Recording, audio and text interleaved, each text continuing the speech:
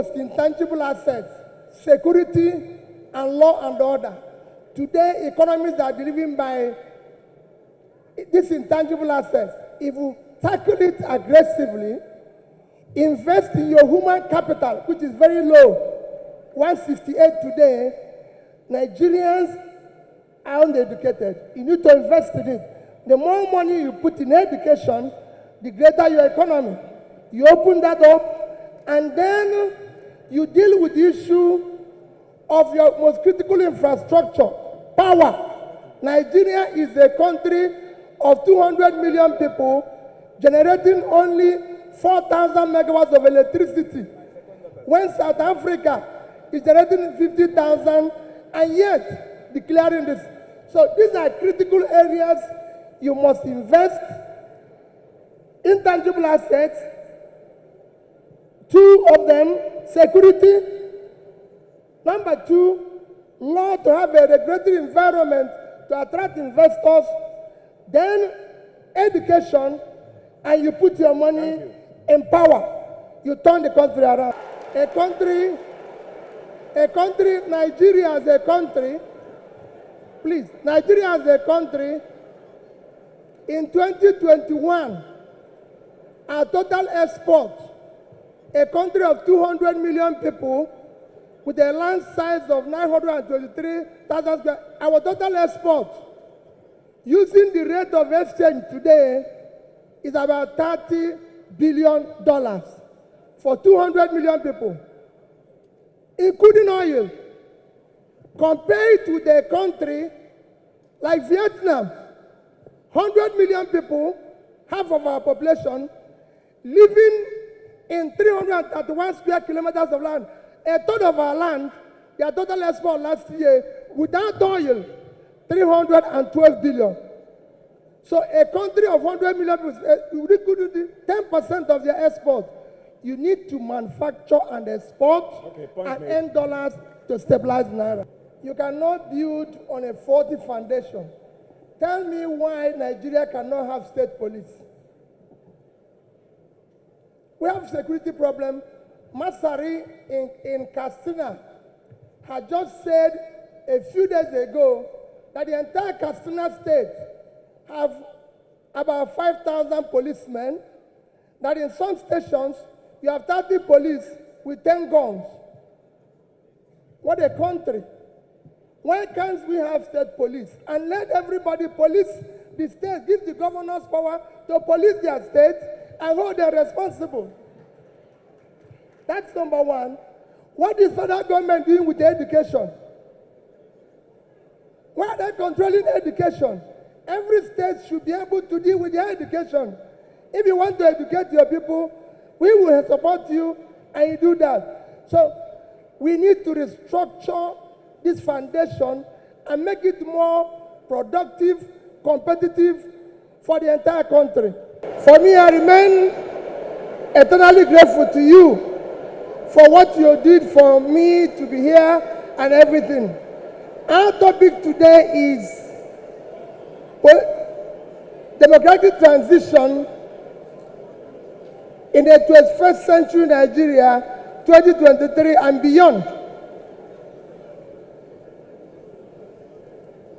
I think it's for great people like you or people like Chimamanda I invited, but for me as a trader, I'll try to contribute in my own little way, the way I think we should go. For me, democracy have a simple description. Government of the people, by the people, for the people. That means everything about democracy is the people. And transition means changing from one thing to the other. And for me, Nigeria needs urgent transition from being a highly insecure country to a secure country, from a disunited country to a united country, from corruption to a transparent country, from a country of lawlessness to a country of law and order. But in all this, it is important that we look at where we are today for people to understand the gravity of the journey we are going to take if we are going to transit. Where are we today? Nigeria have qualified to be a failed state. We have met the 2 or 3 biggest characteristics of a failed state. Number 1 is when you are no longer in charge of your territory. Today, we are among the top terrorized countries of the world. We are among the top kidnapping countries of the world. Banditry, criminality, bandits have taken over some parts of this country. Nigerians are being killed daily. All sorts of criminality is going on daily. Even our most important source of foreign exchange revenue, oil, is today 80% stolen. That shows how bad it is. We are the only country, apart from Venezuela, who we know is their own is because of sanctions, that is not meeting up its OPEC quota. Every other country is begging for increase, but Nigeria is not meeting up its own. And you wouldn't believe the quantity that is missing. In July alone, our total average, our quota is 1.8 million.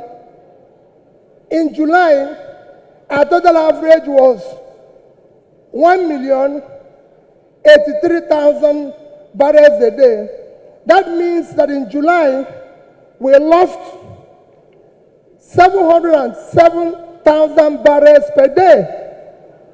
If you multiply that by 31 days, it will give you 22,227,000 barrels of oil that we lost. This is a country that needs dollar. If you sell it, if you sell that oil, if you sell the quantity we lost, this is July alone. If you sell it at the average price of $110, it will give you $2,450,000,000, which at our rate of exchange of 550, you lost.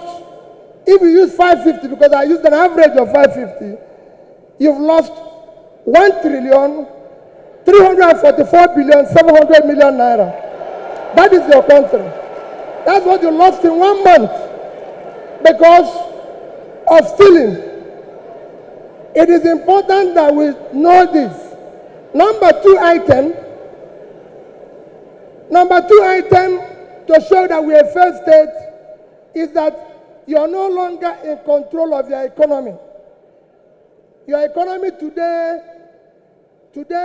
we have an economy where we have over 100 million people living in poverty. Your unemployment is one of the worst in the world because you have a combined unemployment of 50%, unemployment and underemployment. Out of 200 million Nigerians, 60% is supposed to be working. So you're supposed to have 120 million Nigerians working, but today Nigerians that are working are under 50 million. So 70-something million of Nigerians are not working, they are not productive. When you compare this to your productivity, you will see how low it is. But what is even worse, we're in a physical mess, total physical mess, because of all this. Between January this year and April, the total revenue of federal government of Nigeria is 1,630,000,000,000 naira. Their expenditure is 4,720,000,000,000. If you minus this, we have a deficit of 3.3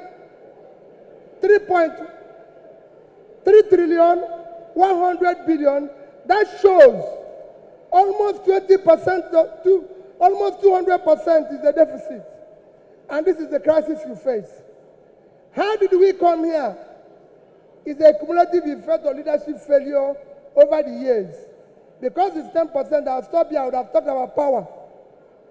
How did we come here? What are we going to do very quickly to come out of this? Very quickly, you need to have a visionary, articulated competent leadership to start turning around this.